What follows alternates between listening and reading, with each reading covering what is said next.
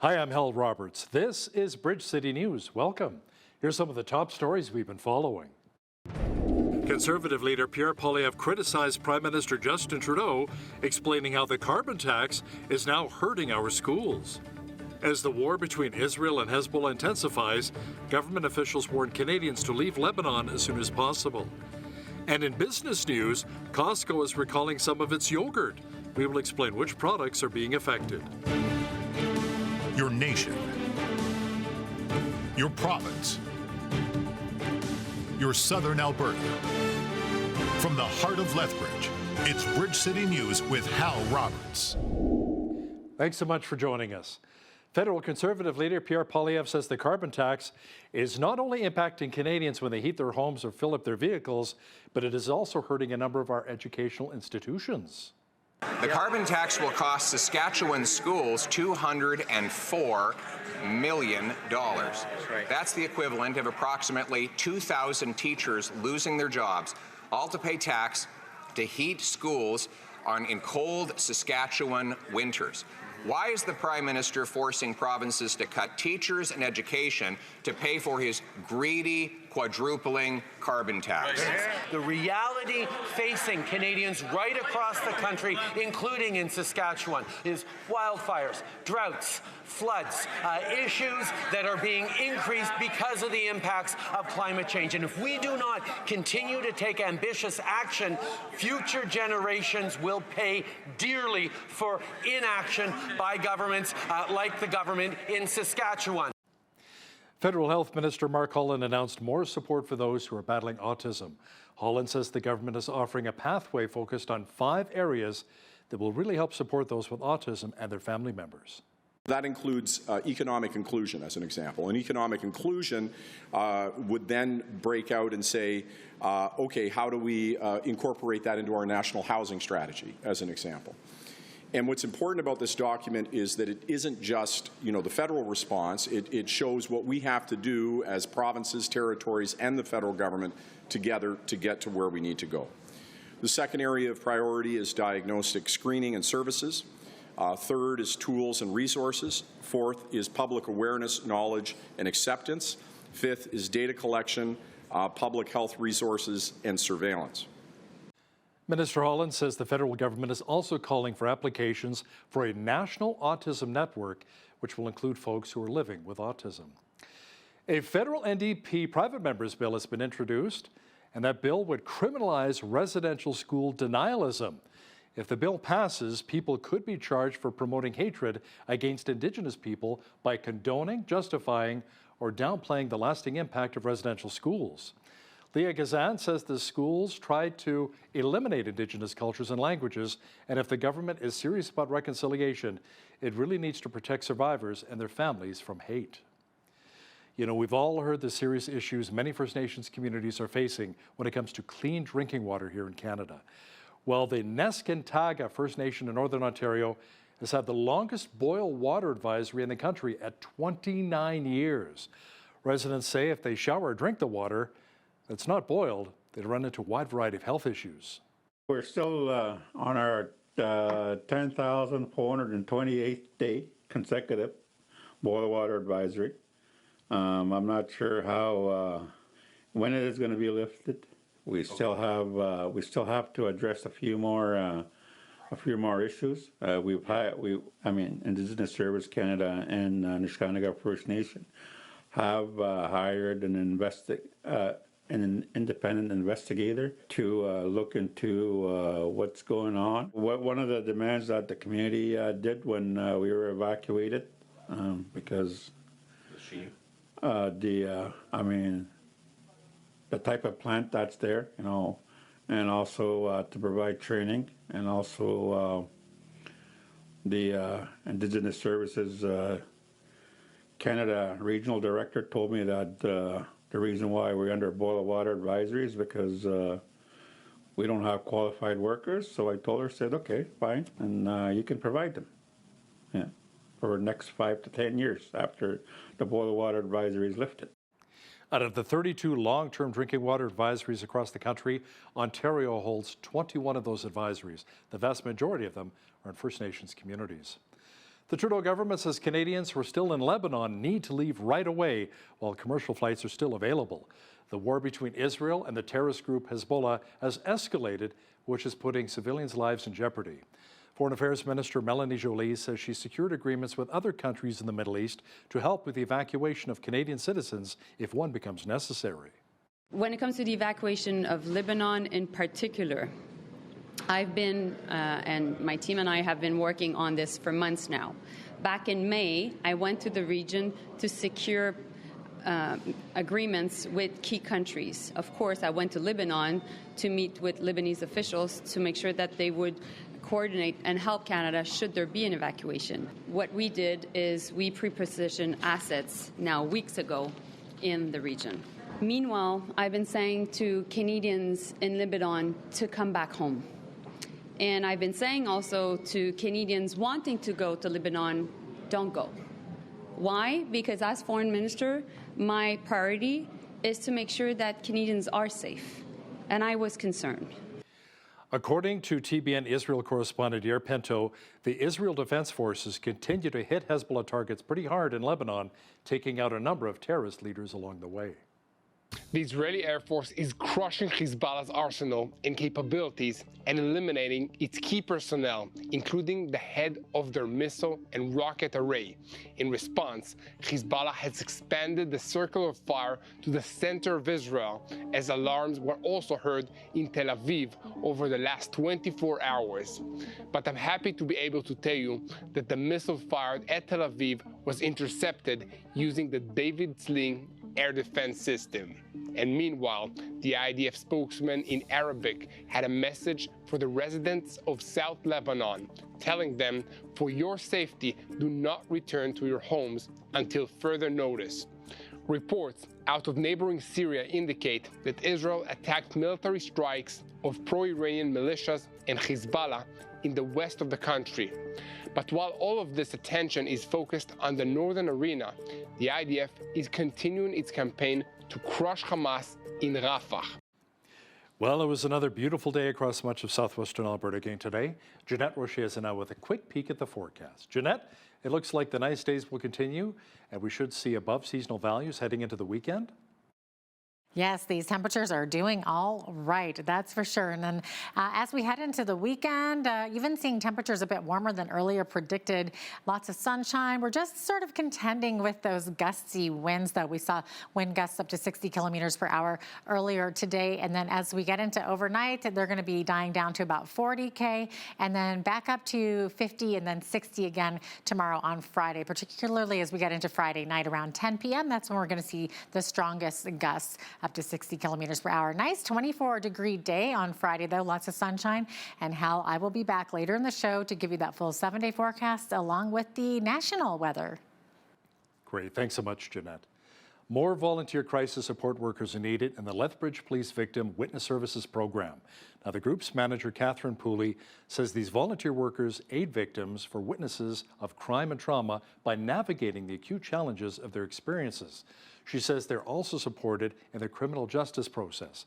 Poilievre adds that community resources are also available so folks can feel empowered and regain control of their lives.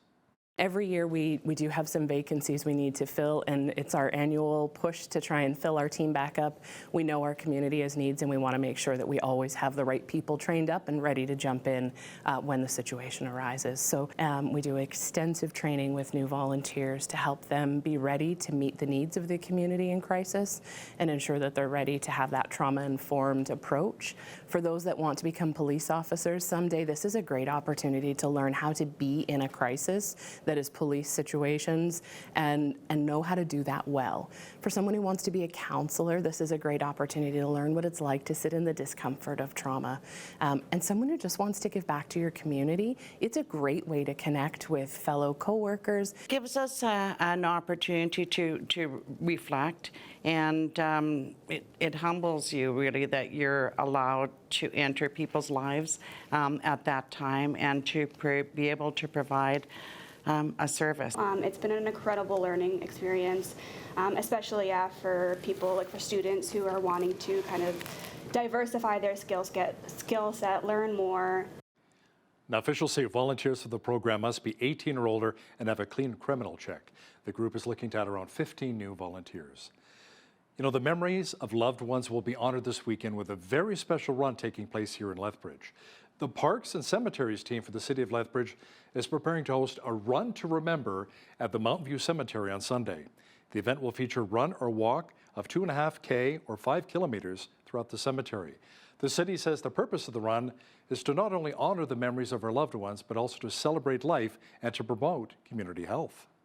Cemeteries aren't typically what one would think of as a space to recreate, but we're trying to change that perspective. So the Mountain View Cemetery boasts wide, clear pathways, which provides safe space for running, walking, and even cycling. We're hoping that encouraging people to come out to cemeteries for a variety of different ways, and at the end of the day, we hope that they will think of the cemeteries as an extension of our park space, which is what it is, and it can be utilized for a variety of different ways. The runs will begin at 10 a.m. sharp on Sunday with medals to be handed out to the top runners in both the male and female categories. How often in our city do we get a chance to say the circus is in town?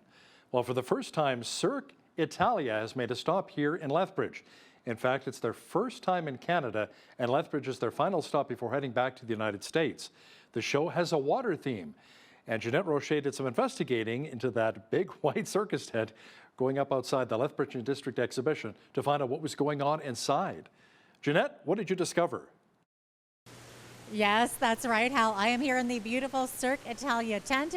I am joined by Alex Acero, who is the artistic director, the ringmaster, the host, the comedian.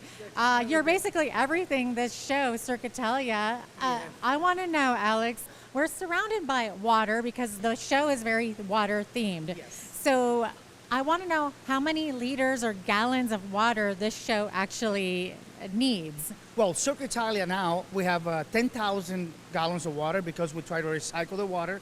So we keep the same water at least for 6 months. We don't throw the water. We have this beautiful, this stage right here, you see it's a semi. So everything folds, the water stay inside. We travel with us. This stage right here is only 3 in the world.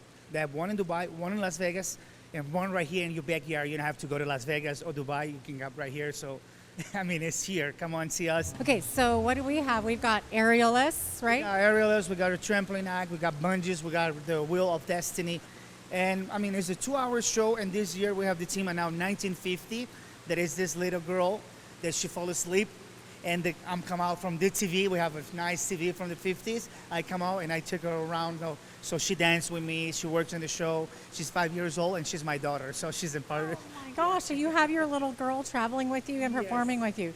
That's beautiful. And like you said, it's a 50s water theme. So a lot of 50s music. A lot of 50s music. And one of the best part, we have a live band. So everything is live. The music, the lighting, the performers, so it's a beautiful show for the whole family. Alex, thanks so much for joining me today. Thank you guys. We hope you guys come see us. Now that looks like a lot of fun. Cirque Italia begins tonight and runs through Sunday. Construction continues for the twinning of Highway 3 between Tabor and Burdett. Bill Chapman, who's the president of the Highway 3 Twinning Development Association, says the project appears to be on time and on budget. He also discussed why there was such a push to get that portion of the highway twinned. Safety is obviously first and foremost on everybody's minds. And of course, everybody needs to get from A to B and in a safe manner.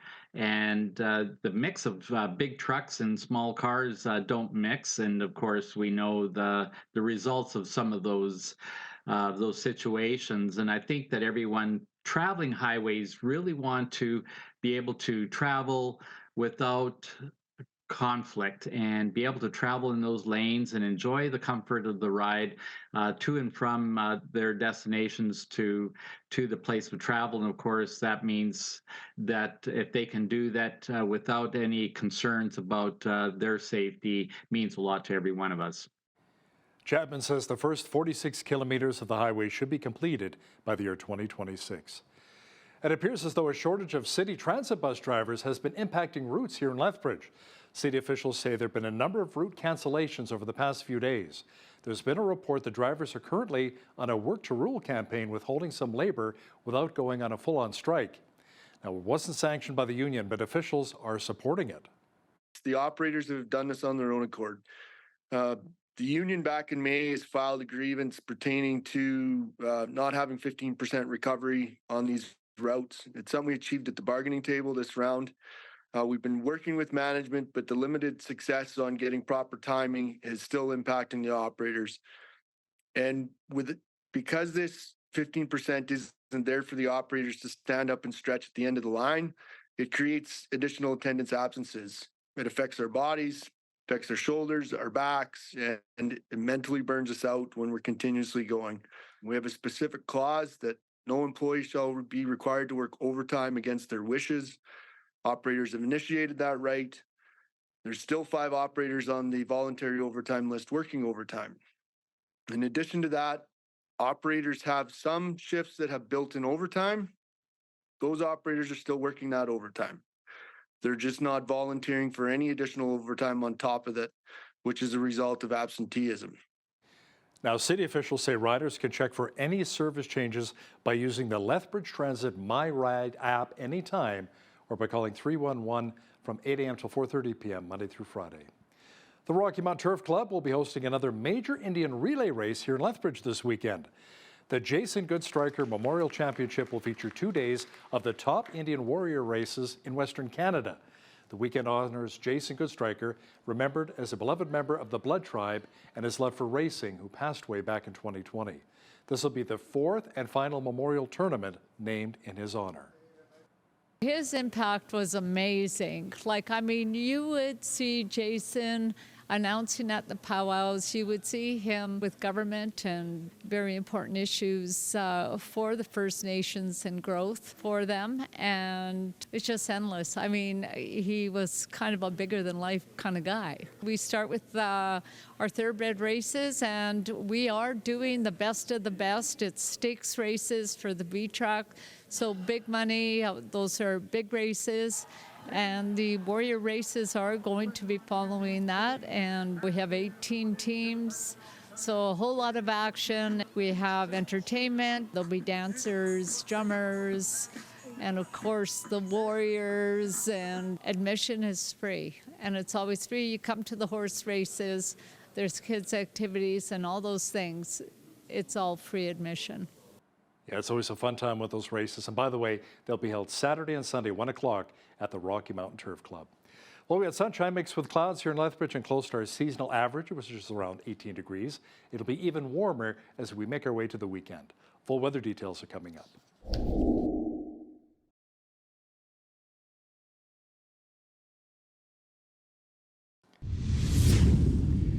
You know, it should be a beautiful night for a barbecue. Jeanette Roche is now with all of the weather details. Jeanette, the summer-like conditions should remain as we get a little bit closer to the weekend? Yeah, lots of sunshine, but maybe just a tad bit windy for a barbecue, especially as we're looking at these 40 to 50 to 60K winds, but warm temperatures, so well above seasonal as we head into the weekend there. So 24 is our daytime high tomorrow on Friday. Same thing for Saturday. On Sunday, not much different. We're high of 23 and then down to 17 on Monday, which brings us back in that seasonal range. And then back up to 22 next Tuesday with a mix of sun and cloud, and down to 16 on Wednesday. So we're starting to even out a little bit more. We're still above seasonal for now, but then starting to get there and then a little bit below as we head into the work week next week. Average high for this time of year, 18 degrees. Average low for 31 was our record high on this day back in 1922 is when that happened.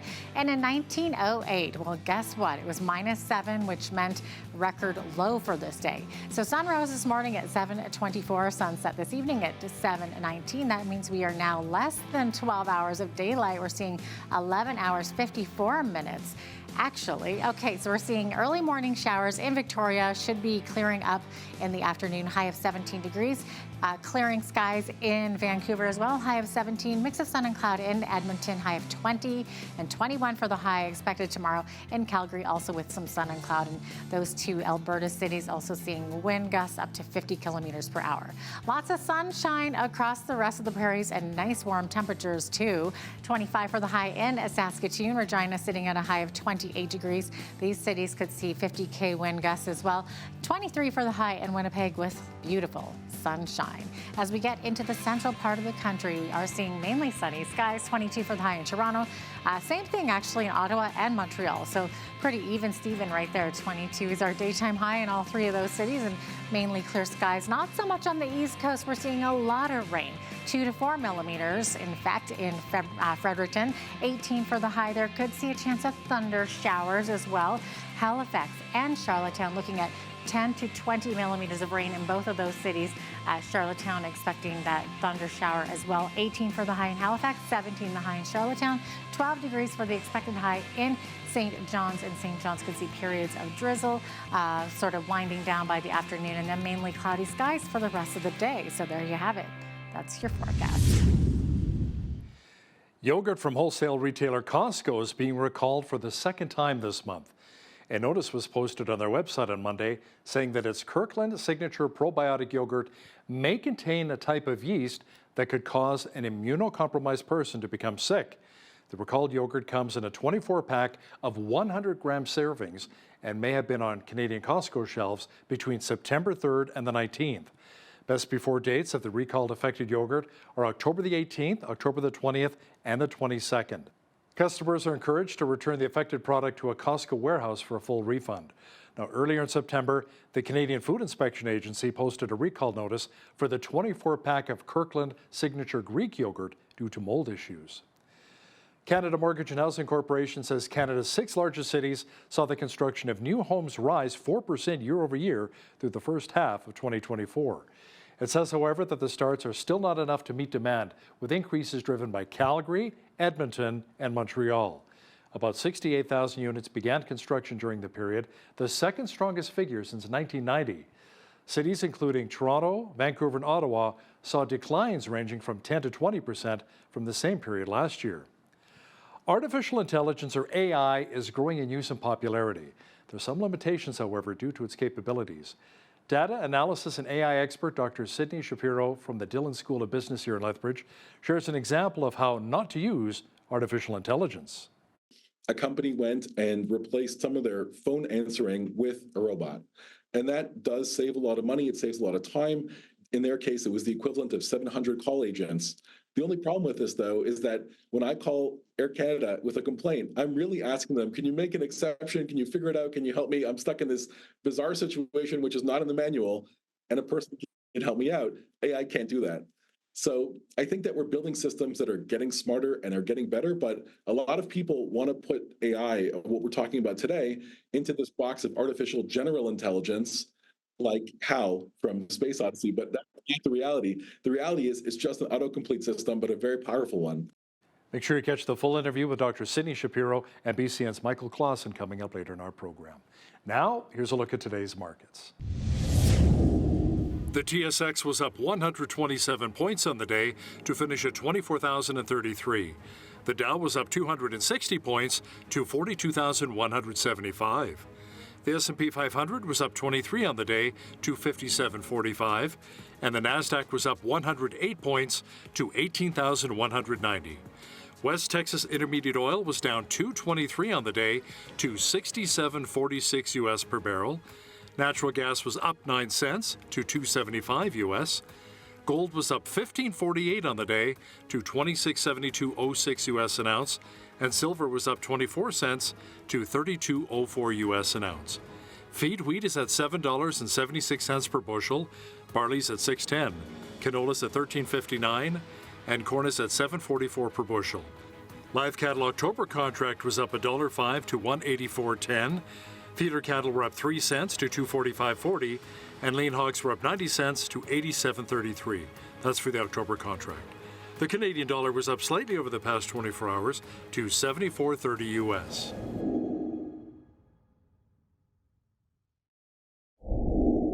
Recapping one of our top stories, officials with the federal government say Canadians who are still in Lebanon need to leave right away while commercial flights are still available.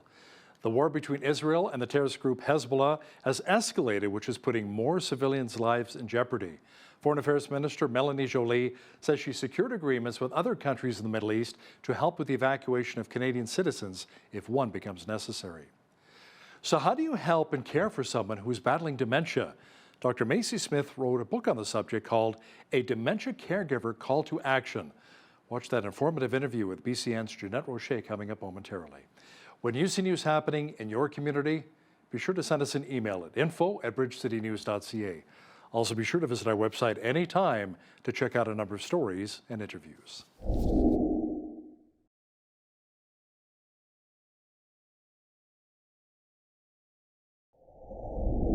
Well, September is World Alzheimer's Awareness Month, and World Alzheimer's Awareness Day was Saturday, September 21st. And although many people suffer from Alzheimer's and dementia worldwide, we often forget about the many caregivers who give up their precious time and energy to care for loved ones living with this debilitating disease. My guest today, Dr. Macy Smith, is a gerontologist, and she's here to offer us some tips to caregivers. Dr. Smith, thank you so much for joining me today. Great to have you on. Thank you for having me, Jeanette.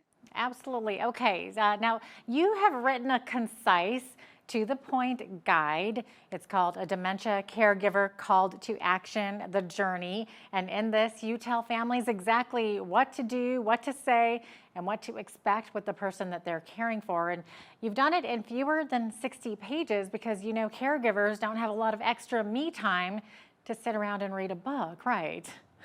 No, they don't. And I understand the plight of a family caregiver all too well. My grandmother did develop, she developed dementia later in her years in her 80s, but by that time I was well into the industry, but I was still confused, still fearful, still, angry, still upset, not knowing what to do. And so I wrote the book with the average family caregiver in mind. They don't have time to decipher and sift through hundreds of pages to figure out what doctor I need to call. And so it was very important to me to give family caregivers the tangible, realistic support they need to guide them along their journey. Oh, for sure. Now, for the record, what is the difference between Alzheimer's and dementia? People often confuse the two. I know I do, for sure. They do. And thank you so much for asking that question. Dementia is not the disease.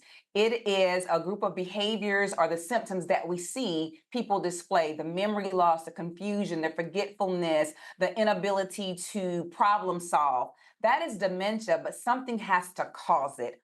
Alzheimer's disease is the #1 type or the #1 cause of dementia. Jeanette, the second most common type is vascular disease. That's when a person has several mini strokes causing vascular lesions to the brain. Then there's dementia with Lewy bodies. Then there is frontotemporal dementia. So there are over 100 causes or over 100 types of dementia. Wow. Okay, so you have this deep personal connection to this disease with caring for your grandmother, and your grandmother had dementia. So how does dementia affect a person's brain and therefore their life? So it is a progressive type of dementia caused by, for example, Alzheimer's disease. The disease actually does cause brain deterioration. So if you get a scan, the scan will show brain atrophy, so the brain deterioration. And so it does affect a person's ability to communicate, to think through things, and to remember. When they display signs of just not knowing who you are, they truly don't know who you are at the moment.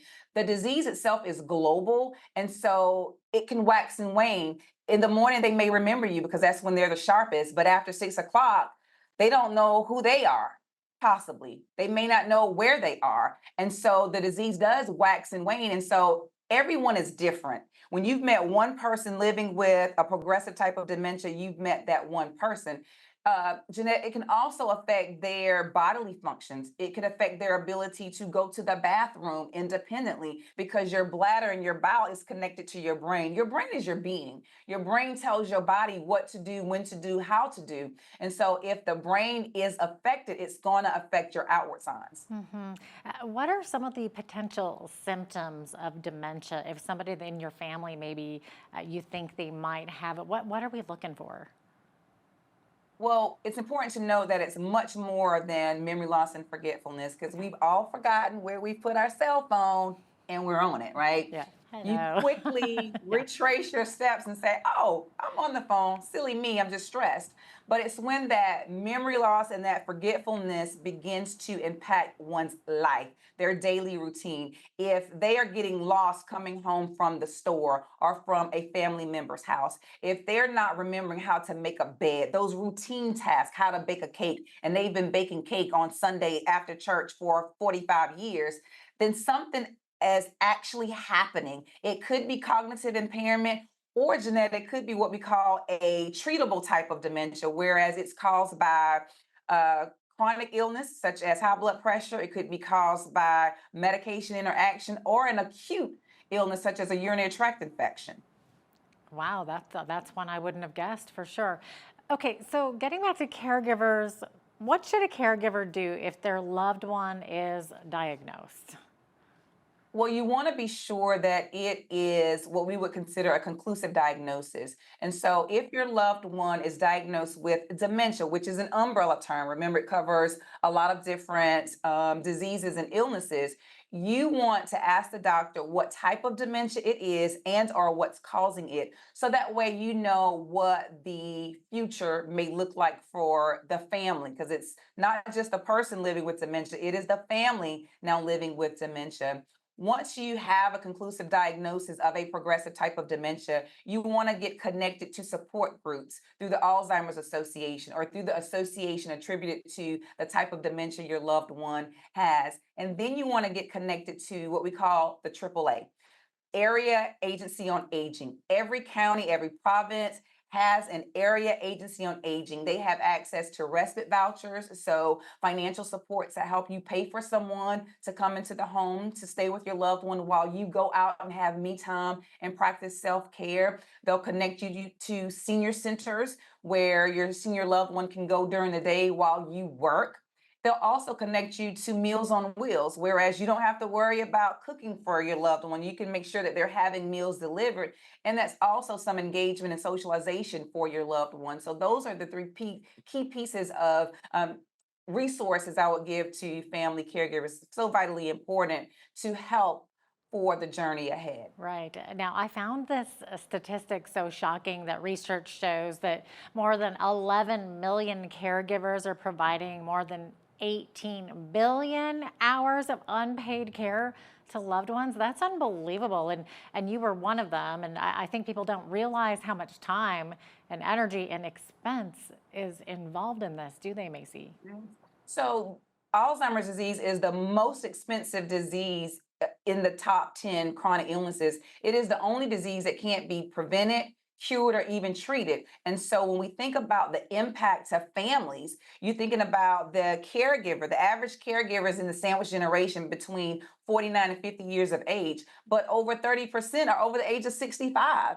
And so when we think about women, they're at the epicenter of the disease epidemic, but they're also the caregivers.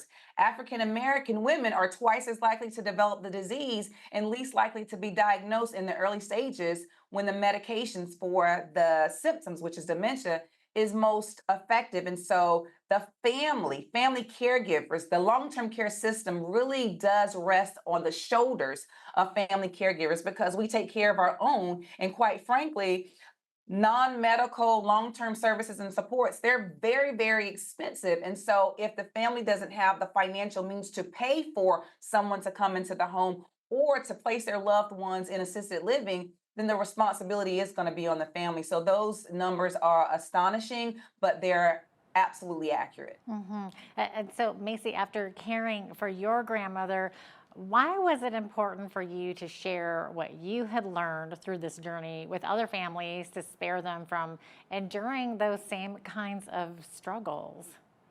Well, you know, it's the right thing to do. I'm from the South, and we have a saying, when you know better, you do better. So I want people to live well. I want people to not have to be in a constant state of crisis. If I have information and education, I'm going to share it. Why not?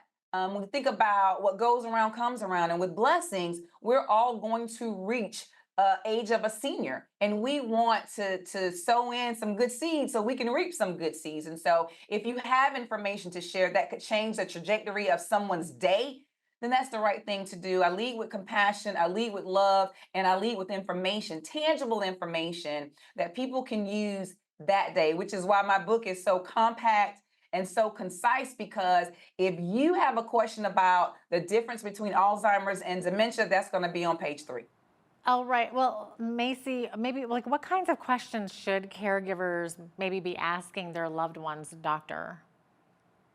Well, after you ask what type of dementia it is, you want to talk about treatment options. Now, the treatment is not for the disease itself, it's for the symptoms. So, dementia, you want to try your best to stay away from behavioral health medications and antipsychotic medications, because sometimes that exacerbates the condition and some of the behaviors that we may see. You also want to ask about some natural things that you can do. Outside of that, you want to connect to a geriatric care manager. You can locate a geriatric care manager in your area just by doing a Google search. So, what we do as geriatric care managers is help families navigate the long term care system, which is unnecessarily confusing. Because, again, the doctors are going to focus along the medical model. So they'll focus on the treatment and the medical care, but you also want to be connected to the social environment and the social community, so that way you can help keep your loved one engaged and to offer some sense of normalcy as much as possible. Yeah.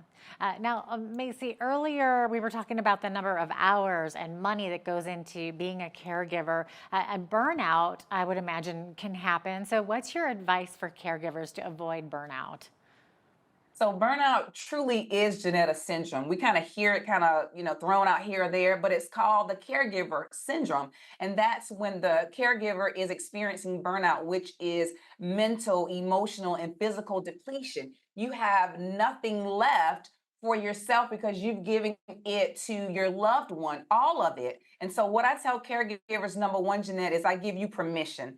A lot of times women, we're the 60% of the caregiving population, need permission to put themselves first. So I give them permission today to calendar in the things that they enjoy doing. Just like you make appointments for your loved one and you develop a routine for them, include yourself in that routine. On Wednesday, I'm taking a respite day. I'm getting my nails done, my hair done. I'm hanging out with my friends. Even if it's just for an hour, it's going to allow you to recalibrate, reset, and to be healthy mentally, so that way you can provide the most optimal care to your loved one.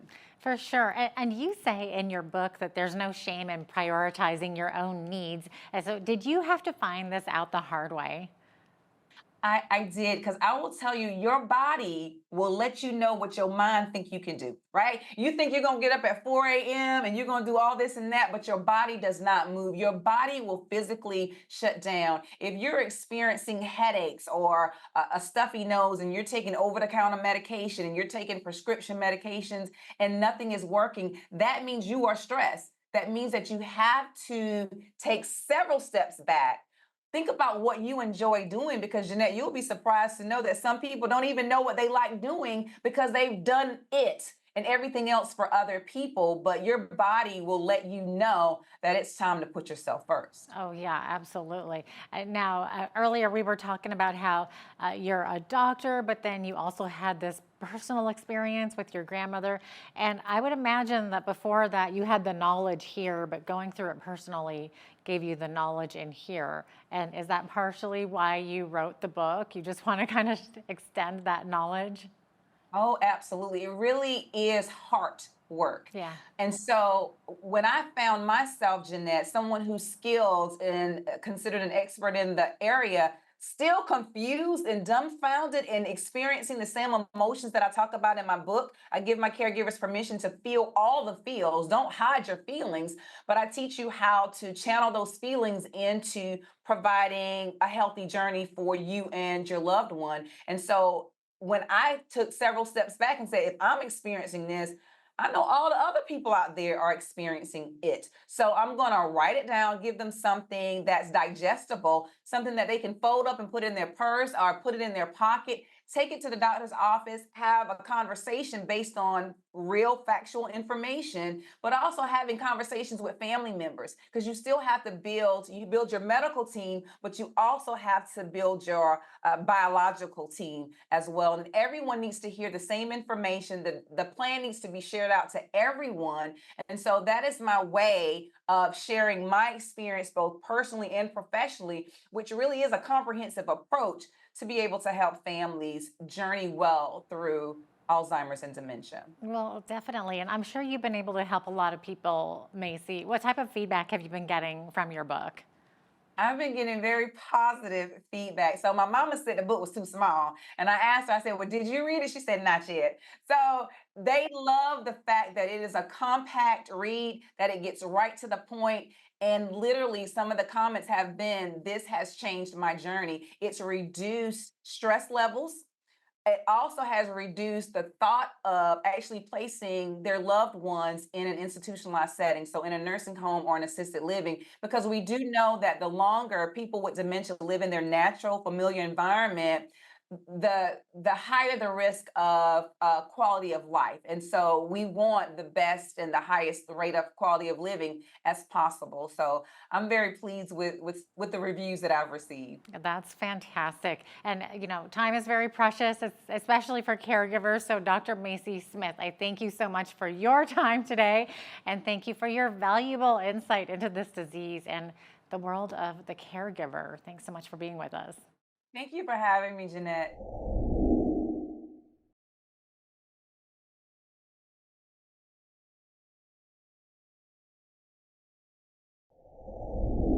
As artificial intelligence grows in use and popularity, there are growing concerns about safety, security, and even how it will impact things like the job market here in Canada. Dr. Sydney Shapiro, a Dillon School of Business assistant professor with expertise in data analysis and AI, joins me today. Welcome to Bridge City News, Dr. Shapiro. Thank you for having me. It's great to chat about this topic with you. Can you tell us maybe a little bit more about the current development that's going on with artificial intelligence? Well, I think the thing that's happened most recently is that everybody has access to what they're calling AI. Mostly what we're looking at is an autocomplete system, a massive autocomplete system that can guess what happens next. So you type in some text or you type in a prompt, and it puts together, based on guesses, what the next piece in the sequence is or the next pattern. And it does the same thing with images. Basically, you ask for an image and it can guess the image. Now there's even talk of new systems that can develop videos. So I think that there's a lot that's happening, but much of it is just available. So that's why people are using it, and you see it all the time and people are talking about it. But this technology has been around for a long time, whether it's expert computer systems, machine learning to make decisions better, or new systems, new pathways to find information. So now your background is partially in data analysis, correct? So can you tell us how the data analysis kind of maybe led the way to artificial intelligence, or how artificial intelligence needs that to maybe harvest that data analysis? So data is the oil that feeds AI, and you need a lot of it in order to make expert decisions. Really, artificial intelligence isn't good at coming up with brand new ideas. It's really good at recycling ideas it already knows about. So I think if it knows the solution, so for example, if you design an AI that writes a resume and it has millions of resumes to draw from, it will create something great that's the amalgam of that.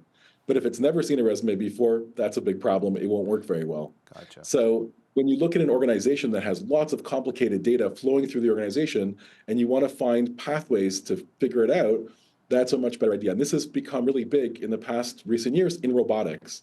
So imagine you were programming a robot. It would be really complicated to tell a robot how to make a cup of coffee, because it has to be a certain temperature and angles and timing. And if you wrote it step by step, that would be really difficult. But imagine you told the robot, here's the end product, here's the beginning product, figure it out, or look at all the possibilities and figure it out. Using different approaches, we can make all those thousands of steps in between seamless. So for many businesses, whatever they're trying to do, we can automate that by using the beginning, the end, and pieces in between to figure out what the steps are. Well, it's really interesting. Is that kind of how AI has evolved, let's say over the last 5 or 10 years, or has it been a little bit different?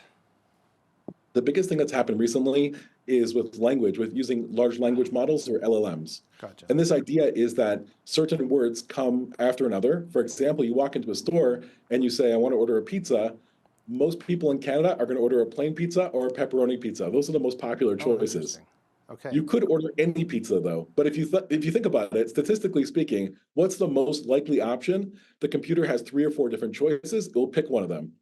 And I think that pattern finding, but in really big context, means that it's really, really powerful. There are many other systems that we interact with every day that also use artificial intelligence, whether it's in our bank, they're trying to tell us here's some saving opportunities, in our accounting software, in our word processing, as we type, it could guess the next word. Even on our cell phone, it knows which Y-O-U-R-E or Y-O-U-R you're thinking of as you're typing. All of that is using systems to pick between different options based on patterns. That's very interesting. I like that idea of pattern recognition, and maybe spatial awareness might be something too that's part of it. Could you maybe tell us some deficiencies that have been discovered to date? So one of the biggest problems is that it only knows about things that it knows about.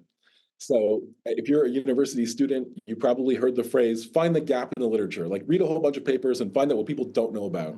And that idea kind of makes sense. If you think about the periodic table, for a long time, they knew what elements there were so they could extrapolate what elements didn't exist. And then later on, when they had atomic bombs and hadron colliders, they figured out, they actually proved those elements.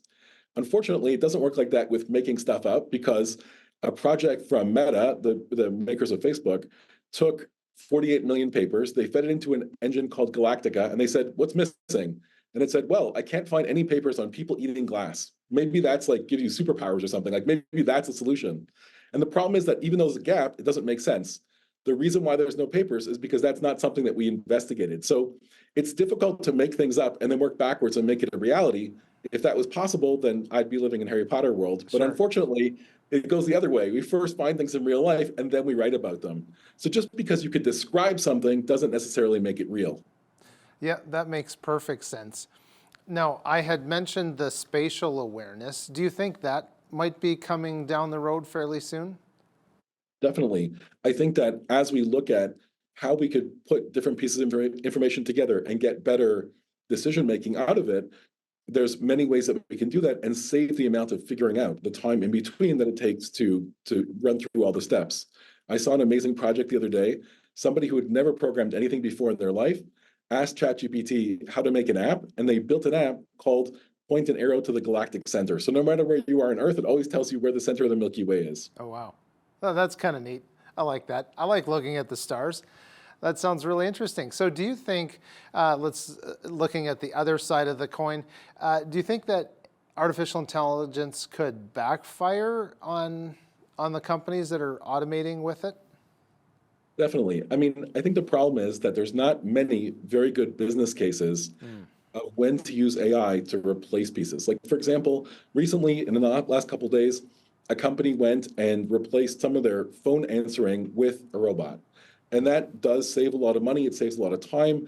In their case, it was the equivalent of 700 call agents. Wow. The only problem with this, though, is that when I call Air Canada with a complaint, I'm really asking them, can you make an exception? Can you figure it out? Can you help me? I'm stuck in this bizarre situation, which is not in the manual. Yeah. And a person can help me out. AI can't do that. So I think that we're building systems that are getting smarter and are getting better, but a lot of people want to put AI, what we're talking about today, into this box of artificial general intelligence, like HAL from Space Odyssey, right. but that's not the reality. The reality is it's just an autocomplete system, but a very powerful one. So we could, figure things out that already exist, but it's not the panacea to all our problems. Ultimately, AI is a tool. So in business, if we're looking to use that tool to make money or save money, we really have to think of a way that complements what we're already doing and leverages that ability. Well, I was really hoping for something like Hitchhiker's Guide to the Galaxy, but that's probably a bit far off. So one of the interesting things is that we're talking a lot about sci-fi because that's where this idea of artificial intelligence comes from. Gotcha. And if you look at Star Trek in the 60s, the idea that you could talk to a computer and it would talk to you was so fantastical that was like impossible, but we could see it maybe one day happening in the future. Yeah. Now we actually have software that you could talk to and it responds to you and it has this huge memory behind it. The only catch is that the speed that we've developed the software to run AI systems has not caught up to the speed that we've developed the hardware side. Oh, So interesting. you might have heard Sam Altman, the head of OpenAI, saying we need $7 trillion to build a better computer to make, so that's the problem, that we're really lagging behind in processing. And that's why, even though we have tons of information in these very large AI models, they can't solve everything, or maybe they can't solve anything. Right. So then is this like a job for quantum computers, or is quantum computing not even at that level? The idea of quantum computing being used for AI is very attractive. A lot of people are looking into this. It doesn't exist right now, but it is something people are thinking about. The idea that if I could have many states and quantum computing happening at the same time, I could have many AI possibilities. I think the next big thing, like that we could see in the future, just like we look from Star Trek into the future to today, is explainable AI. So when it makes a decision, why did it make a decision? If it could choose from 1,000 different options, it picked one. And I think this is the big difference between people and computers. If a person walks into a pizza store, they order pepperoni. But if a computer looks at all the different options, it actually calculates every single bizarre choice against every single other bizarre choice before ending up at the most likely one. And that's really the problem. Imagine we use that pizza bot, but as a doctor, sometimes when I go to the doctor, I don't have the most obvious, most common problem. I want the doctor to check me and say, oh, you're the 1% of people that has a super exotic rare disease. Here's special medicine for you, right? So automating things that goes with what's most likely doesn't usually work very well. Yeah, that makes perfect sense. So then if we ask the question about jobs being at risk through AI, that sounds like we could actually be quite far down the road from that happening, but what's your take on that? I think the economy is changing, and I think it depends what your job is. If you're a resume writer, then your job is already threatened today. If you do most other work, then not yet. It's part of automation, robotics, and there is an industrial revolution happening, changing the way that we work. And that's definitely going to be accelerated by using AI, because the AI systems that are inside of it can automate a lot of things. But that doesn't mean that it completely replaces jobs. You still need a person with a brain deciding what to do and to give it instructions. If you use any of these AI tools, you'll notice that they're not very good unless you continuously inform it over and over and over again what exactly you want, and then the content gets better and better as it gets more fine-tuned. Yeah, so that makes sense. I think that these are tools, and the economy is going to change to use these tools. And as people's jobs change to incorporate more AI, they're going to help people as opposed to replace them. Yeah, that makes sense. So one of the other questions that would probably come up, I know it came up here internally, is the legal system. So has there been any implications related to the legal system with artificial intelligence? It's funny that you say that, because in BC and in the US, recently there's been cases where lawyers made up citations that didn't exist. Wow. Using AI systems, just asking for it, and it hallucinated and came up with information that sounds right. It sounds like it would logically follow, but those cases never happened. Interesting. So in both cases, the judges weren't very happy. I can I imagine. think that we have a responsibility to make sure that we're using AI responsibly and that the way that we're using it makes sense. In the legal system, especially when you look at AI-generated images and artist copyright and fair use, there's many lawsuits that are going on now saying that although you might not be copying my exact work, if you stole all of my work or used it, and then you're generating stuff that looks like my work, is that still covered by copyright? And our copyright laws in Canada and the US are written well before AI was invented. So I think it's really a process of the legal system catching up, and through these cases, we'll get a much better idea of what information can be used, what can't be used, and how that information could be used inside a model to predict new or mixed up information. Yeah, that makes sense. Like artificial intelligence plagiarizing someone.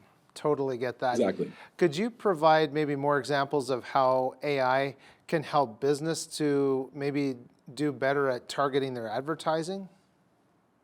Yeah, I think there's a lot of different factors, and it's really effective to do micro-targeting. So if I have 1,000 customers and I look at all these different preferences, an ad would be really effective. It said, hey, you like chicken wings? We like chicken wings too. Come on in and buy something. But it's difficult to really go through that, because you would spend hundreds of hours looking through all your customers to find that information. Building AI systems that are automated and can have predictable pathways will find interesting aspects of your customer, correlations or connections between customers, and it helps you make much better informed decisions. The biggest problem that companies deal with is churn, that people are customers and then they stop being customers. And if we could better predict why that happens, we could invite new customers in and retain old customers at a much higher level. We could automate some of that data analysis using AI. Well, that's really smart. And it's almost like looking at the issue from a different perspective, I would think. Yeah, can you talk a little bit more about maybe sustainability concerns around AI? So I think sustainability is a big issue. Not only is AI generally not very environmentally friendly, it costs an enormous amount of power to run. The question is, what does it actually do? So the companies that make it would like you to use it in your business for everything, but the reality is it doesn't work that well yet, and it makes mistakes. Recently, it's not about AI, but it's about a chatbot. Air Canada had a chatbot that told somebody wrong information, and the court said they had to honor their chatbot, whatever they said. That makes sense. And if you expand that to AI that could answer anything, that becomes a bigger problem. So in terms of sustainability, the data that's inside of it needs to keep on growing, but at the same time, it has to be high quality. And we want to make sure that there's an objective source of truth. For example, if I ask an AI to find me an airplane ticket, I don't want it to make up an airplane ticket. I want me to find a real one. Same thing's true with most things that we could use it for to buy things. So there still has to be real databases with real information, but using AI, maybe we could sort it more efficiently or find things that I'm looking for, or maybe even discover patterns I didn't know about. Right. Well, that makes sense. And I never even thought about the liability of a corporation company using artificial intelligence and it gives the wrong answer. They're on the hook for that. I would like to ask you, though, just before we go, what effect could AI like ChatGPT have on student learning? So I think that huge models like ChatGPT or Gemini are gigantic and try to know everything. If we made them smaller and more narrow, they could do things like tutor students, answer questions, help with homework. I think that we were originally really worried about this whole scale cheating, like universities are going to go away because everyone will just use it. But it doesn't produce quality. It really just produces stuff. And if we really build this as a tool and help students learn how to use it the right way, ultimately they could take their ideas and find a basis for it, improve it writing, learn the material better, have somebody to talk to if they have any questions. So there's many ways that AI can be leveraged to really be effective at helping education. Yeah, that makes a lot of sense. Well, that's all the time we have for today. Dr. Shapiro, thank you very much for joining me. Thank you. It was great to have you on. That was Dr. Sidney Shapiro. He is an assistant professor at the Dillon School of Business here in Lethbridge at the U of L. For all of us here at Bridge City News, I'm Michael Clausen. Thanks very much for watching.